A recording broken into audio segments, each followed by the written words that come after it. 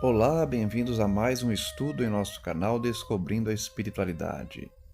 Vamos prosseguir no estudo da obra Entre a Terra e o Céu. Psicografia de Chico Xavier, editado pelo Espírito André Luiz. Continuaremos a partir do capítulo número 35, intitulado Reerguimento Moral. Nos narra André Luiz. Consoante o programa traçado, regressamos no dia imediato, estagiando primeiramente no lar de Zulmira, cuja posição orgânica era mais aflitiva. A pobre senhora mostrava-se mais pálida, mais abatida. O médico cercara-a de drogas valiosas. Entretanto, a infortunada criatura demorava-se em profunda exaustão. Amaro e Evelina desvelavam-se preocupados. Todavia, a torturada mãezinha deixava-se morrer. Diante da nossa apreensão manifesta, o ministro apenas afirmou: aguardemos. Numa equipe, quase sempre a melhora de um companheiro pode auxiliar a melhora de outro. A recuperação de Silva, ao que me parece, influenciará nossa amiga na defesa contra a morte. Não se delongou por muito tempo na intervenção magnética. Sem detença, procuramos o domicílio do enfermeiro, encontrando-o superexcitado quanto na véspera, mas abnegadamente assistido pelas freiras que persistiam dedicadas na oração. As religiosas desencarnadas acolheram-nos com carinho, comunicando que o doente prosseguia em desespero. Clarencio, contudo, assegurou-lhes, otimista, que Mário passearia conosco e, após entreter-se, voltaria melhor. Em seguida, abeirou-se do enfermo e, tocando-lhe a fronte com a destra, orou sem alarde. Qual se recebesse preciosa transfusão de forças fluídicas, Silva aquietou-se como por encanto. Revelou-se mais calmo, não obstante entristecido. A expressão facial que lhe denunciava a subelevação interior transformou-se-lhe no semblante em dolorosa serenidade. Nosso orientador desenvolveu alguns passes de auxílio e notificou: Silva experimenta enorme necessidade de ouvir a palavra de Antonina. Contudo, está hesitante. Afirma-se intimamente envergonhado. Crê-se responsável pela morte da criança e teme o contato com a nobreza espiritual de nossa irmã, apesar de sentir-se arrastado para ela. Buscaremos, porém, auxiliar-lhes a reaproximação. Recapitulando os últimos capítulos, estamos acompanhando um processo de enfermidade de Zulmira e de Mário, porque ambos estão muito abatidos com a desencarnação de Júlio.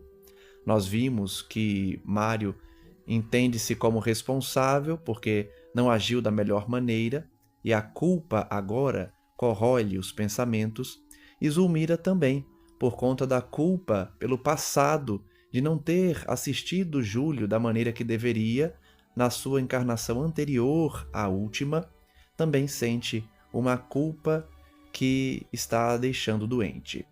Vamos acompanhar o desdobramento de Mário para que ele se sinta suficientemente digno de procurar Antonina para prosseguir ouvindo o Evangelho e, com isso, melhorando. Acariciou a fronte do moço atormentado e acentuou: o desabafo descarregar-lhe-á a atmosfera mental, favorecendo-lhe o alívio e a recepção de elementos renovadores. Nós sabemos que isso é uma necessidade. Para que nós nos libertemos da culpa, é preciso desabafar, é preciso confessar. É um processo que todo culpado precisa passar antes da sua recuperação. Em seguida, o instrutor abraçou-o, envolvendo-o em amorosa solicitude. Aquele amplexo afetuoso e longo figurou-se-nos um apelo às energias recônditas do rapaz, que de imediato levantou-se e vestiu-se. Ignorando como explicar a si mesmo a súbita resolução que o movia, desceu para a rua, seguido de perto por nosso cuidado, e tomou o carro que o transportaria até a residência da simpática família que o acolhera carinhosamente na antevéspera. Antonina e os filhos abriram-lhe os braços alegremente. A pequena Lisbela, encantada, dependurou-se-lhe ao pescoço depois de um beijo comovente. Achava-se ainda acamada, mas refeita e feliz. Então vemos que Mário não desdobrou, né? Não foi para o mundo espiritual, mas sim recebeu um ânimo de Clarencio para que visitasse de imediato Antonina. Seria uma recuperação ainda melhor para ele. Qual se convivesse com Mário de longo tempo, a dona da casa fitou-o apreensiva. Preocupada, notou-lhe o abatimento, enquanto o hóspede pareceu esmolar-lhe em silêncio ajuda e compreensão. Antonina percebeu logo que ele precisava de ajuda, porque eles têm uma certa intimidade espiritual. Ela percebeu de pronto que ele não estava bem. Percebendo-lhe a angústia oculta, a jovem viúva induziu-o à conversação particular, em singelo recanto da sala, onde atendia com os filhinhos ao culto da oração. O enfermeiro pediu-lhe desculpas por tratar de assunto pessoal e, começando por justificar a sua ausência na véspera, de frase a frase, entrou na faixa dolorosa do próprio coração, desabafando. Lembrou que ali junto dela recebera ensinamentos da mais elevada significação para ele e por esse motivo não vacilava em descerrar-lhe o espírito desolado, implorando compaixão e socorro. Tentando confortá-lo, a interlocutora escutou-lhe a narrativa até o fim. Mário reportou-se à juventude, comentou os problemas psíquicos de que se via rodeado desde a infância, descreveu-lhe o amor que nutrira pela moça que o abandonara em pleno sonho, relacionou as provas que lhe haviam castigado o brio de rapaz, salientou o esforço que despendera para recuperar-se e, por fim, extremamente conturbado, explanou sobre o reencontro com a ex-noiva e com o ex-rival, junto do pequenino agonizante. Referiu-se ao ódio inexplicável que sentira pelo anjinho moribundo, encareceu os benefícios do culto evangélico em sua alma incendiada de revolta e amargura, expondo-lhe a convicção de haver contribuído para a morte da criancinha que detestara à primeira vista. Então nós vemos que Mário falou de toda a sua existência, do que passou com Zulmira antes dela abandoná-lo, do ódio que sentiu por ambos e também por Júlio, e finalmente confessou o que havia feito, a omissão ou, pelo menos, a negligência ao não cuidar da melhor forma de Júlio. Guardava a impressão de haver descido a tormentoso inferno moral. Antonina sentiu por ele a piedade amorosa com que as mães se dispõem ao soerguimento espiritual dos filhos sofredores e rogou-lhe serenidade. Silva, contudo, em pranto convulsivo, era um doente que reclamava mais ampla intervenção. Atraída irresistivelmente para ele, a nobre amiga deixou de sublinhar o tratamento com a palavra Senhor e, fazendo-se mais íntima, obtemperou carinhosa. Mário, quando caímos, é preciso que nos levantemos, a fim de que o carro da vida, em seu movimento incessante, não nos esmague. Conhecemo-nos há 2 dias. No entanto, sinto que profundos laços de fraternidade nos reúnem. Não acredito estejamos aqui juntos, obedecendo a simples acaso. De certo, as forças que nos dirigem à existência impelem-nos aos testemunhos afetivos desta hora. Enxugue as lágrimas para que possamos ver o caminho. Compreendo o seu drama de homem, rudemente provado na forja da vida. Entretanto, se posso pedir-lhe alguma coisa, rogar-lhe-ia bom ânimo. Veja a diferença que faz quando nós nos reencontramos com espíritos amigos, com afetos de outras encarnações. Eles nos conhecem mais a fundo, sabem como se dirigir a nós para nos despertar e ajudar. Fixando-o com mais doçura no olhar, prosseguiu depois de leve pausa. Também eu tenho lutado muito, lutado e sofrido. Casei-me por amor e vi-me espoliada em minhas melhores esperanças. Meu marido, antes de encontrar a morte, relegou-nos à dolorosa penúria. Quando mais intensa era a nossa agonia doméstica, vi um filhinho morrer ao toque das aflitivas provações que nos flagelavam a casa. Graças a Deus, todavia, reconheço que seríamos tão somente ignorância e miséria sem o auxílio da dor. Olha a função, né, da dor, como nós já estudamos aqui. A dor é uma consequência do passado pela expiação e também a oportunidade de aprendizado. Muitos, sem a dor, acabam caindo, acabam se entregando a antigas paixões, quando devem aproveitar as oportunidades que a vida impõe, nas dificuldades também. O sofrimento é uma espécie de fogo invisível, plasmando-nos o caráter. Não se deixe abater assim. Você está moço e as suas realizações no mundo podem ser as mais elevadas. Mas estou certo de que sou um assassino, soluçou o rapaz, desacoroçoado. Quem poderia confirmá-lo? Exclamou Antonina, com mais ternura na voz. É indispensável recordemos que, atento à profissão, atendeu você a um menino completamente entregue ao domínio do Krupp. O pequenino Júlio, à sua chegada, já estaria ofegante sob as asas da morte. Mas e a impressão? E o remorso? Sinto-me derrotado, aflito, tenho medo de mim mesmo. A nobre senhora fitou o hóspede com a admirável segurança que lhe era peculiar e falou firme. Mário, você acredita na reencarnação da alma? E porque o interlocutor a contemplasse com estranheza, continuou sem ouvir-lhe a resposta. Todos somos viajores no grande caminho da eternidade. O corpo de carne é uma oficina em que nossa alma trabalha, tecendo os fios do próprio destino. Estamos chegando de longe, a revivecer dos séculos mortos, como as plantas a renascerem do solo profundo. Naturalmente você, Amaro, Zulmira e Júlio estão recapitulando alguma tragédia que ficou distanciada no espaço e no tempo, mas viva nos corações. Vejam que Antonina percebeu que aquela situação era uma situação que apontava para a possibilidade da reencarnação entre aqueles envolvidos. É a mesma conclusão que muitas vezes nós chegamos durante a existência quando nos deparamos com certas notícias, com certas situações na vida das pessoas que somente a reencarnação explica. E mediante o carinho de sua confissão espontânea, não duvido de minha participação em algum lance da luta que motivou os acontecimentos da atualidade.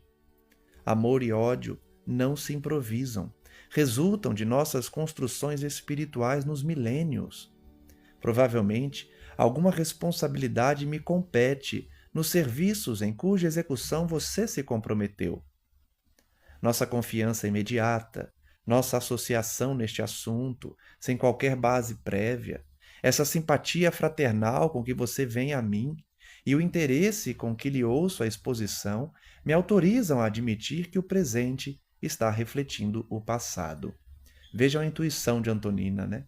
Como a sintonia com a espiritualidade superior nos permite, muitas vezes, perceber certas situações, apontando para a reencarnação, apontando para as afinidades. Ela percebeu uma afinidade anterior e uma vinculação dela própria nessa situação de Zulmira, Mário, Júlio e Amaro. E em razão disso, ofereço-me para cooperar com seu esforço de algum modo. Colaborar? Atalhou o moço quase alucinado. É impossível, o menino está morto. Envolta nas irradiações de Clarencio, Antonina alegou com sensatez. E quem nos diz que Júlio não possa voltar à terra? Quem nos pronunciará incapazes de algo fazer em benefício da criancinha que partiu? Como? Como? Indagou o atônito infeliz. Escute, Mário. O egoísmo não se revela feroz tão somente em nossas alegrias. Muitas vezes, comparece também asfixiante e terrível em nossas dores. Isso se verifica quando em nossa mágoa pensamos apenas em nós. Você se declara delinquente, amargurado, vencido, qual se fosse um herói repentinamente arrojado do altar da admiração pública à poeira da desconsideração. Admito que concentrar demasiada atenção em culpas imaginárias é mera vaidade, a encarcerar-nos na angústia vazia. Enquanto lastimamos a nossa imperfeição, perdemos a hora que seria justo utilizar em nossa própria melhoria. Notem a lição de Antonina a Mário, apontando que muitas vezes, quando a gente deixa de ser feliz e insistimos na culpa, no remorso, é um ato de egoísmo, porque Deus já permitiu a nossa redenção, permitiu que renascêssemos com as faculdades completas para agirmos e mesmo assim optamos por ficar paralisados na depressão muitas vezes, sem nos movimentarmos, sem agirmos, carregados de culpa e de remorso. Isso também é um ato de egoísmo. Ao invés de aproveitarmos a oportunidade divina, preferimos nos manter na inércia. E modificando a inflexão de voz, que se fez algo mais firme, acrescentou: Você já meditou no padecimento dos pais feridos pela separação? Já refletiu nos sonhos maternos, despedaçados? Por que não estender fraternos braços aos progenitores na sombra do infortúnio? Creio na imortalidade da alma e na redenção dos nossos erros. Penso que a renovação do dia é um símbolo da graça do Senhor, sempre repetida em nosso caminho, para que lhe aproveitemos o tesouro de bênçãos no crescimento ou no reajuste. Por que não visitar você o lar de nossos desventurados amigos, nesta hora em que naturalmente precisam de carinho e solidariedade? Então vejam que a intuição de Antonina é fazer que Mário retorne ao lar onde Júlio acabou desencarnando, para ajudar tanto no processo dele quanto de Zulmira. Ela faz ele refletir sobre a dor dos dois, dos pais que ficaram, e das oportunidades que Deus concede para todos nós a cada dia, as bênçãos de despertarmos e de termos condições de agir. É possível que a divina bondade esteja reservando ali algum serviço para o seu propósito de elevação. Quem sabe, a volta de Júlio pode efetuar-se. Para isso, porém, será necessário reerguer o ânimo materno. Então ela já sente que Júlio pode reencarnar mais uma vez por intermédio de Zulmira, recebendo-a como sua mãezinha. Passando da energia de conselheira à ternura de irmã, aduziu carinhosa: Deixaria você a outrem o privilégio de semelhante serviço? Não tenho coragem, lamentou o rapaz, chorando. Não, Mário, em ocasiões dessas, não é a coragem que nos falha, e sim a humildade. Olha só que lição, hein?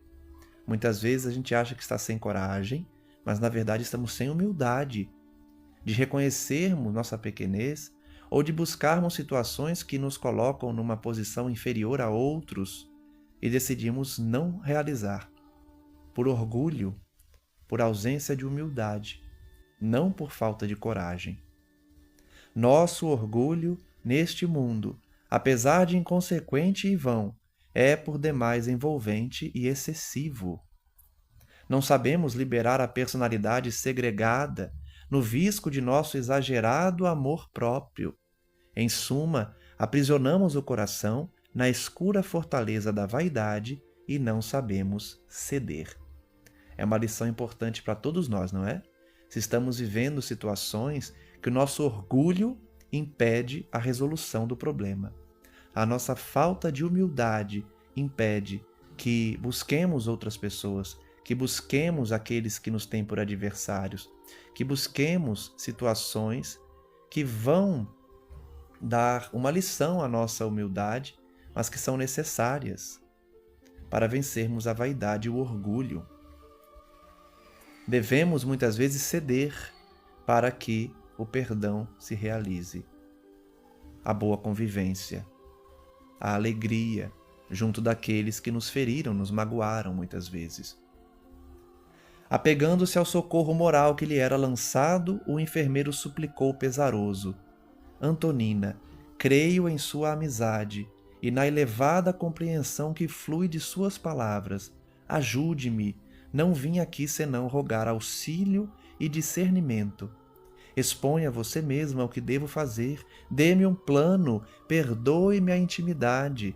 Tenho sido um homem sem fé. Não tenho autoridades ou amigos para quem apelar. Não nos conhecemos senão há dias, mas encontrei em seu coração e em sua casa algo novo para meu pobre espírito. Suporte-me e ampare-me por amor de Deus, em cuja providência você crê com tanta sinceridade.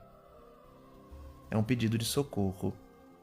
A jovem viúva, sentindo-se verdadeiramente irmã dele, acariciou-lhe as mãos, quais se fossem velhos conhecidos, e agora, igualmente em lágrimas de emotividade e reconhecimento, convidou-o a visitarem juntos o casal sofredor na noite seguinte. Confiaria Henrique e Lisbela aos cuidados de uma parenta, e seguiriam para a residência de Amaro, em companhia de Haroldo. Então vejam que todos vão se reencontrar, hein? Todos que estavam vinculados pelo passado e agora reencarnaram em situações diversas, mas foram atraídos pela lei, pelo destino. Desejava auxiliá-lo, a ele, Mário, na justa recuperação, e para esse fim estimaria acompanhá-lo de maneira a ser mais útil. O moço aceitou a gentileza, exultante. Estava convencido de que ao lado de Antonina encontraria uma solução. Um sorriso de reconforto assomou-lhe aos lábios, e foi assim que deixamos o enfermeiro atormentado sob a eclosão de nova e abençoada esperança.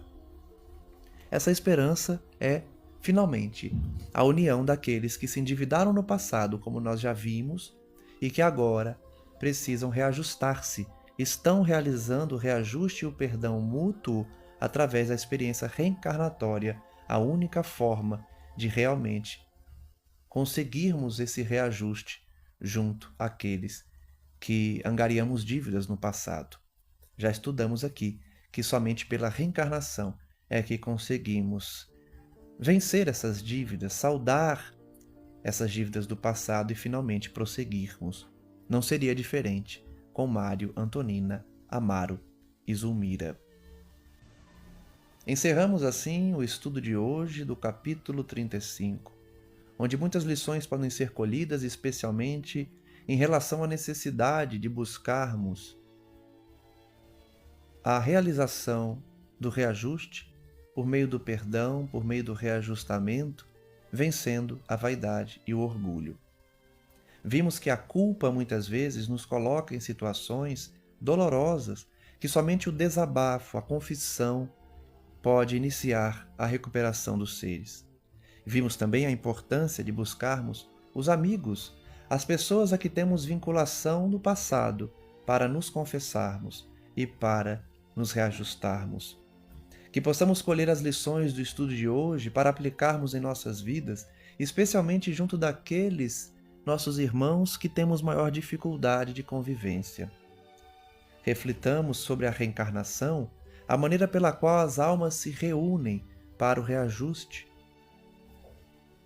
As experiências terrenas mostrando, por meio das obras tanto de Kardec quanto mediunizadas por Chico Xavier, a importância de buscarmos o perdão, o auto-perdão, a necessidade de mover-se para vencermos as nossas dificuldades íntimas.